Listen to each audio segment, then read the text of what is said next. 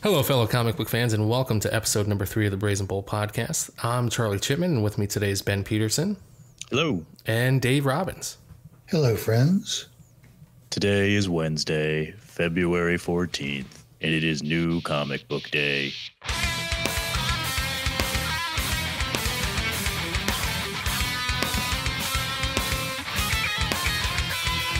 All right, so first topic of discussion is we have, here at the Brazen Bowl, we got an advanced copy of Robert Kirkman's new series, Oblivion Song.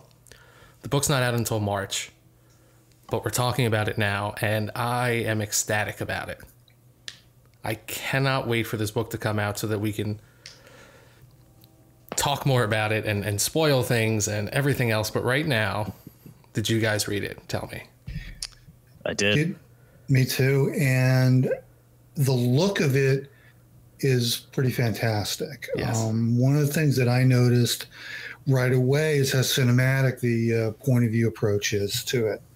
I mean, you have these sweeping shots looking down on like these modern monuments, and then you have these expand shots at this over this hellscape of Oblivion. It's pretty cool. It looks good. I thought the character developments of in a very short episode were pretty robust. These are people that have backstories that I know I'm going to be interested in. I'm looking pretty favorably on what's coming up with this, and looking forward to what's coming up next with it. Absolutely. I definitely agree with you on the character in-depthness there. You really got more attached to the characters in a short amount of time. And that was really good. And then I like the pace of the whole story. It was very quick at the beginning. Like you said, just like reading it, you all of a sudden were halfway through the book. And it had a great flow to it. So I very much enjoyed it. Yeah, there was a lot of information to absorb. And then by the end of it, it kind of slowed down so that the importance, the immensity of these important conflicts set into, you had to think about what was really going on and why, and who was involved in certain things and what were they really up to, that sort of thing. Yeah, I just had to read it twice. Oh yeah. This is a book that I think that fans will definitely read more than once, more than twice. It moves very quick. Mm-hmm. Before I knew it, I went from page 1 to I was halfway done with the book, and not that I didn't know what happened because it was poorly written. I didn't know what happened. I couldn't believe that I read it that fast. It's just one of those things that next thing you know, you're halfway done, or you're done with the book, and holy shit, I need to read this again. Very exciting. That's a good book for you. You can't put it down, and you're done before you know it. So absolutely. Yeah. Well, like you said, you had to go back to the beginning because the first, 8 or 10 pages, there's really no dialogue at all. Yeah. But there's a rich story being told in the images. Yeah. That's terrific. I mean, you look at the landscape, and the landscape tells part of the story. Oh, yeah. Yeah, I think this is, if I wind up writing the review, I'll use one of my Charlie Chipman lines that it's a, master class in visual storytelling. Because, like you said, there's almost no dialogue in the beginning of the book. Still, there's so much going on. It moves so quickly. And, I wouldn't be surprised if Kirkman winds up saying that, being around television sets and things is really giving him this different perspective on framing scenes in comic books. I don't know for a fact. He hasn't gone on the record saying that I know of. But to me, I mean, Oblivion Song feels very different than The Walking Dead. Okay. So there has been some sort of progression. And I'm a huge Walking Dead fan. So I'm in no way saying that this isn't as good or Walking Dead isn't as good as Oblivion Song. But something has changed along the way. For the better. For the better. Yeah, exactly. So, totally excited. Guys, this comes out March 7th. It's an Image book, as I'm sure you've already guessed. But speaking of Image, Kick-Ass is back. Oh yeah. Indeed. Back, and dare I say, better than ever. And kicking ass. Yeah. Well, I came off of having just some of the, again, just preliminary ideas about what Kick-Ass was all about. I've never read the first series. Okay. I have a little bit of familiarity with the work of Ramita and Millar, but I jumped right into this, and I was hooked. Yeah. He's a great character with a great backstory. You've got this kind of Robin Hood aspect of it, and some real family tragedy. It's just great stuff. And it's a contemporary story that just happens to be a superhero type story. Yeah, definitely. Yeah, I was very impressed right off the bat. I love the idea that our new protagonist, we have a female protagonist. She's a veteran, and she comes back from war expecting one thing, and she gets something completely different, which is not far-fetched at all. That's as real and authentic as that experience could possibly be. And then, she has this, she has her family she has to provide for. So she's kind of turning to crime, but not really, because like you said, Dave, you have this whole Robin Hood aspect where, she's a kind of bad guy who's stealing from badder guys. So yeah, I like that. Yeah. I like the whole not so cut and dry in that regard. Yeah. It's not black and white. So this was a great one. And this was another book I think that moved very fast. Without doubt. Yeah, it was, we started off strong without any kick-ass action. We have a little bit of it's a flashback, but still we got to see our protagonist in war, and like I said, it was exciting. Right away I found myself rooting for main character. What's her name in this? I keep saying her. Let's see. It's terrible. Let me see. Well, you look that up. I was gonna say, I loved it. I mean, it was, as you were saying, it gives you just the right amount of action, but also gives you lots of backstory and lots of, I would say, depth to it that moves it along. And like you said, it's not just in this case, it's not just some person who wants to be like, well, I want to be a superhero, or I just want to beat these people up. She, did it for her reasons, which generally are more like, I got to figure out something for my family. And she's introduced as an actual hero before she comes home to be a pretend hero, which is what I thought was a very interesting twist, something I'd never seen before. And just let me interject there. Her name is Patience. That's right. Patience. Of course. Yeah. So, but yeah, absolutely, Dave. I love the idea. She's a real hero before she comes home and puts on a costume and a mask. Yeah. And essentially plays pretend hero. Yeah. So I also really like the look of the book. I think it's very rough, raw, almost. I wouldn't say it's to the point where it's dirty and grungy, but it has this. Like I said, there's an edge to it. There's this rough edge to it, and I really like that. I think it goes very well with the story, with the premise. I was going to say, I didn't feel that it was overly raw, but I think it's because it fits so well. Yeah.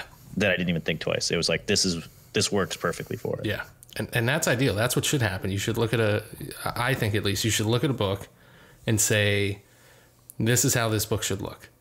The script complements the art complements the script, and it just winds up being this very cohesive finished product. And I think that this Kick-Ass #1 is a very cohesive product. Simple as that. So, and I believe next week we have Hit Girl #1 coming out as well too. So that's something to look forward to as well. But yeah, for this week we do have Kick-Ass #1, and I'm more than happy with what we've got. So another #1 that we have. We've been talking about a lot of #1s, huh? past few weeks. We've had a few good new comic book days. Yeah. But yeah, this week we have another DC New Age of Heroes, Sideways #1, which I'll admit I wasn't as excited for Sideways as I was for Damage. I just wanted to see a new hero or anti-hero come out and kick ass and destroy things, and it's just this big, messy, beautiful comic. But I think Sideways might be my favorite new hero yet. I like Sideways. Generally speaking, I don't like teenage heroes. Okay. Yeah, they're whiny and annoying, and the stories get really limited by their limited world and what have you. But I found Sideways to be fairly interesting. He's got a complicated life, but a real life. He came into his power in a bizarre, kind of almost tragic way. And I'm just looking forward to seeing how he figures out what's going on. Yeah. He of course screwed it up at first. Yeah. But it's not too surprising. As so many do. Yeah. Yeah, as so many do. I'll tell you one thing that I don't like is, we try not to talk about how much these New Age of DC heroes resemble Marvel heroes. Yeah. But in the publisher's blurb about this, they say, but with that much power comes great liability. Yeah. And you really, I know. you really have to go that on the nose. Yeah. Yeah. So for those of you listening, if you're not catching on, we're saying that Sideways looks like Spider-Man and kind of feels like Spider-Man, but he does have a little feel to it. Yeah, but is different. Is different. And I think that if we look beyond what we're given in Sideways #1, like the superficial aspects of Derek's powers, we look beyond that, and now, I think it's safe to say that Sideways isn't just going to be able to travel from place to place. It's going to be from place to time, and he'll be able to move sideways to other dimensions and things like that, because that's how he got his power. This is what happened during the Dark Knight's Metal event, which I commented on in the review on the website. I said how I really appreciate how directly related his origin is to what's going on in the Dark Knight story, in the Metal story. And like I said, I think that his powers are going to be some of the most powerful in the DC universe. There's the potential. He's no Nightcrawler just going from one spot to another. Like I said, I guarantee this is going to progress, and he's going to be able to move, like I said, that sideways, and upside down on the timeline, and not necessarily travel backwards through time. Who knows? But I almost guarantee that that's how Derek's powers are going to develop. Yeah, absolutely. And certainly at least like parallel, universes, worlds, whatever you want to say. But yeah, I mean, if he can't, I'd be very surprised in the end.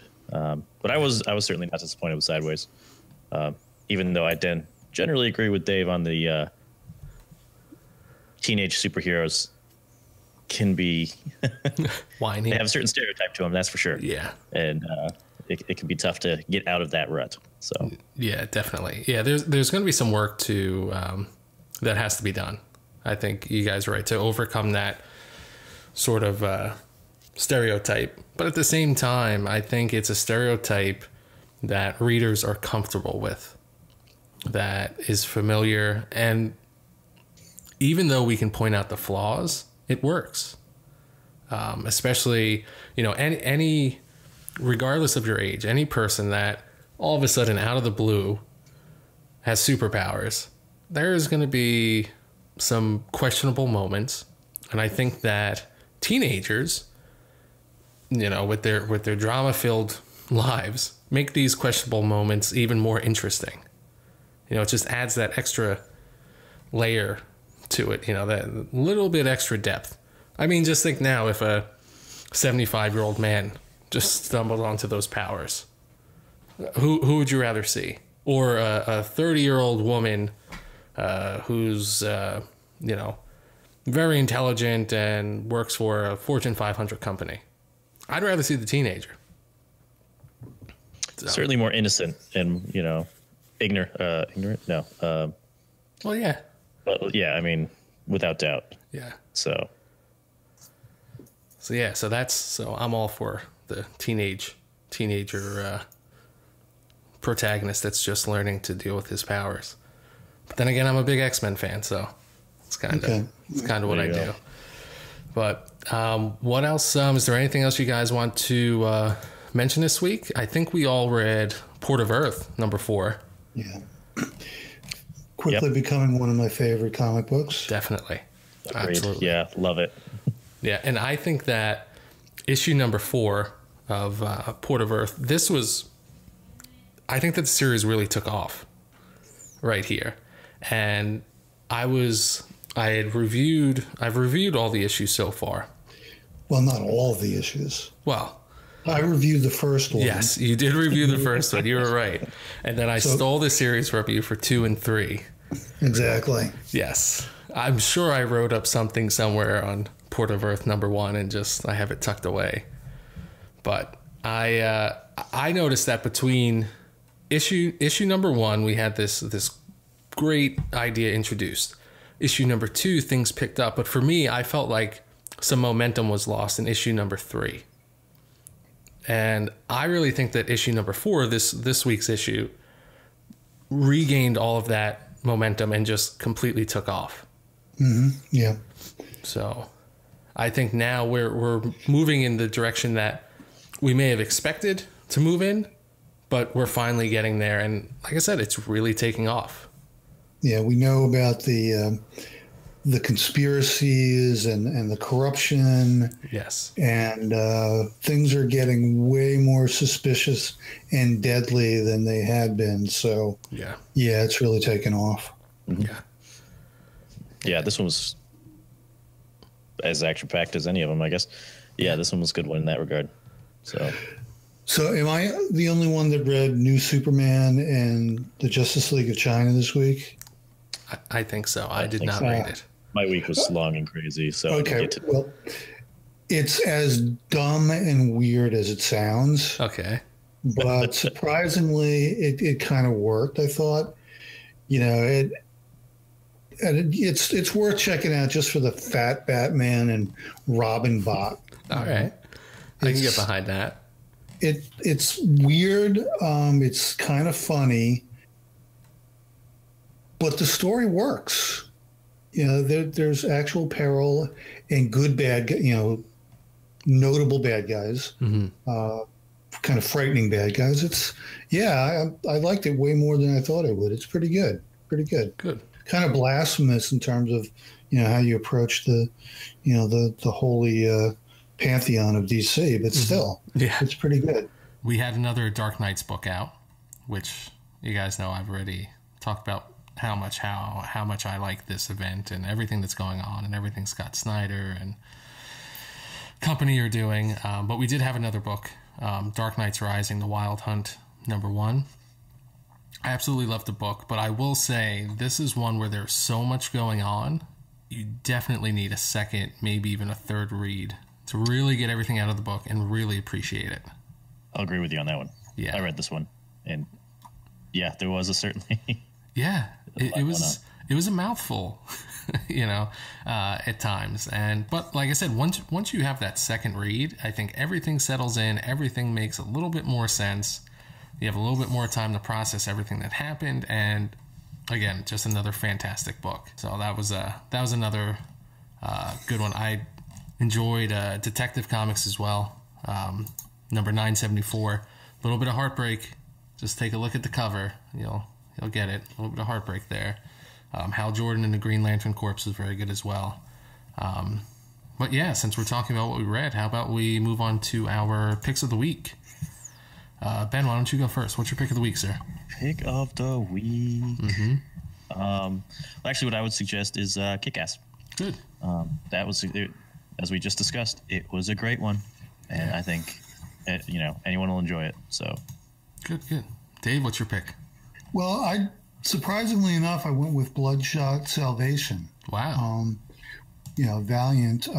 You touched on it a little bit last week when you were saying how huge and complex the world of the Valiant books are.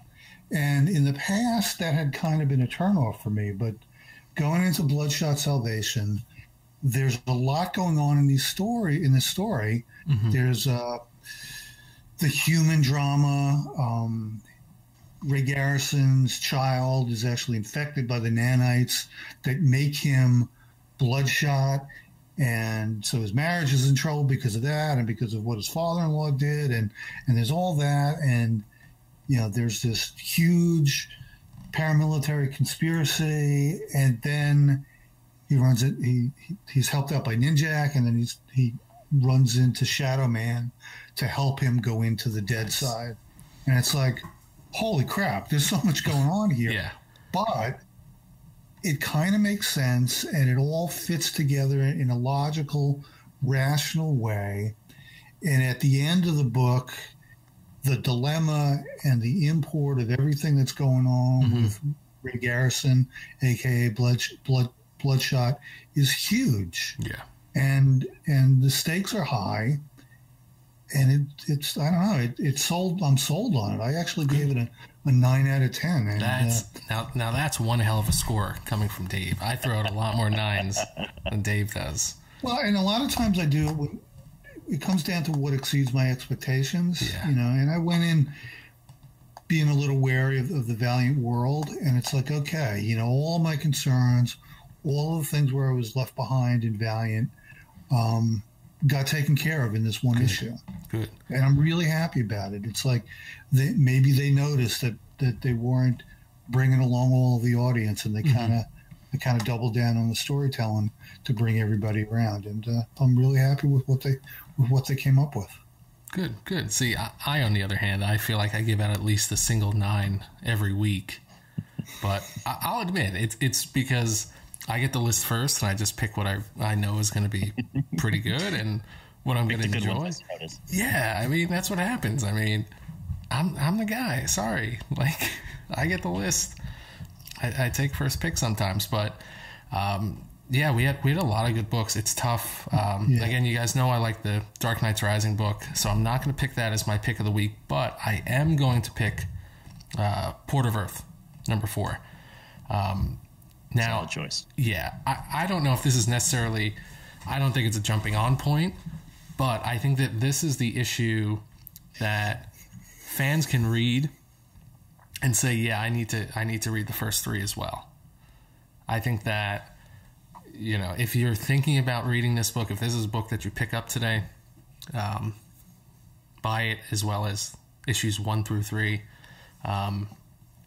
This is one that you really want to hop on the bandwagon now, because I just feel like it's really taking off. And come issue 5, come issue 6, it might be a little bit tougher to get into. I think it's going to be a little bit more difficult to get into, but it's going to be worth it along the way. The only difference is you're going to have 5 or 6 issues to read to get caught up to speed. Now, I think that reading 3 issues to get caught up to speed is very doable.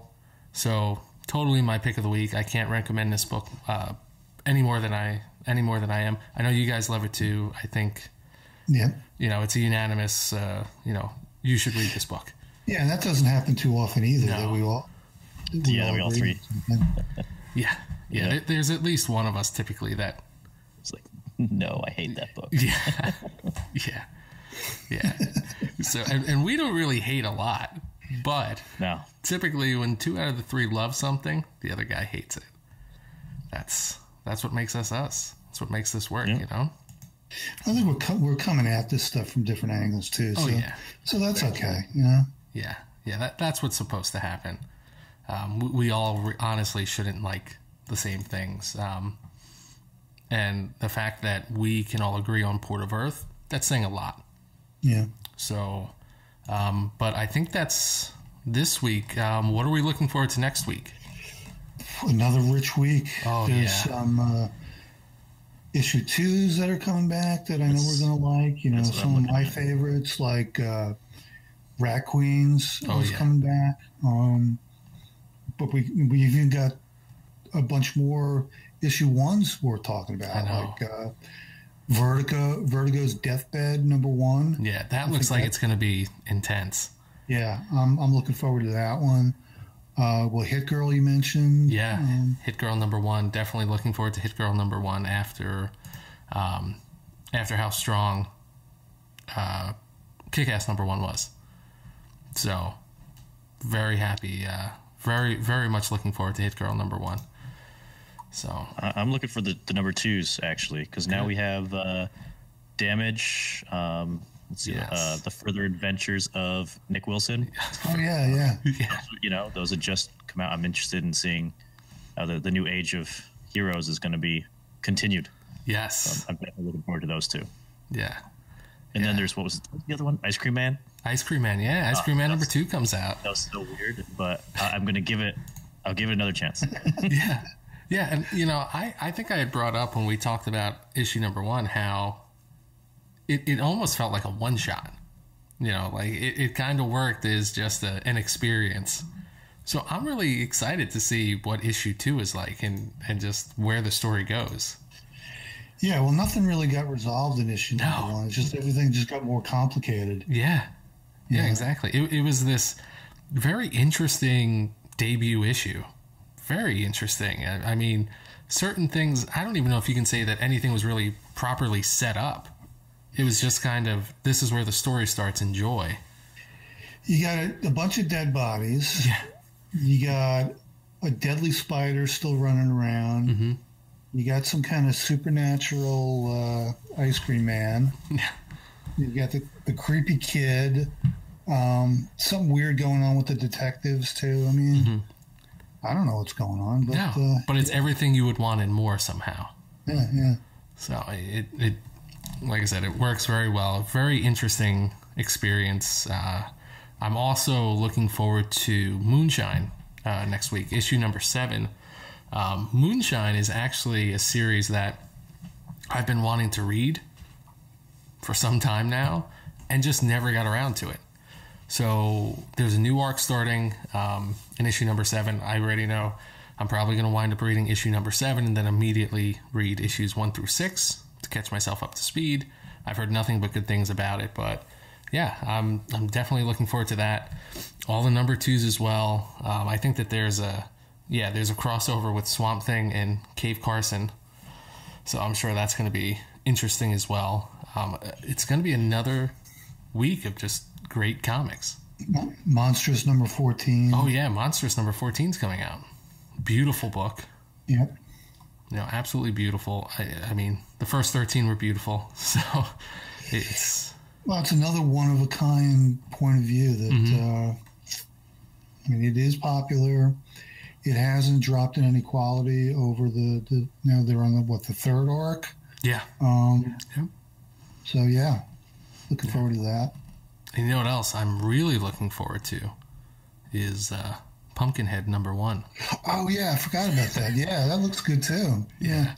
I think Pumpkinhead is going to be a lot of fun to read. You know, I'm assuming it's going to be just like the movies. You know, I'm hoping. Well, it's a Dynamite title. Yeah. And Dynamite does follow the canon set off by the original appearance of whatever the title is. So, yeah, it may just be a fairly literal retelling of the Pumpkinhead legend from the movie, but they, from what I've been seeing so far, since I've been reading a lot of Dynamite lately, they approach it with a 21st century set of criteria, for storytelling, for character development, and from point of view. So it's going to look and feel like the original, but it's going to be like it was written yesterday, and that's the way it should be. Yeah. Yeah, I think... Or not, and if it's not, then I'll be really pissed. But, exactly. Then we're going to be disappointed. But I don't think that that's going to happen. I think that most times, if not all times, Dynamite, like you said, they really do approach whatever canon with respect. Yeah. You know? And I think that they really focus on figuring out what it is that fans appreciated and enjoyed about the original, and they accent that while also, like you said, making it feel, whatever the title is, new. Yeah. You know, making it feel fresh. So I can appreciate that. Yeah, I think it's going to be, at the very least, it's going to be entertaining. And I think it's going to be worth reading. Almost guarantee we're going to wind up talking about it. But yeah, I mean, that's everything I'm looking forward to. You guys have anything else, or is that That's it for me? Yeah, good. Well, I think that now that we've kind of poured our hearts out about how much we appreciate Dynamite.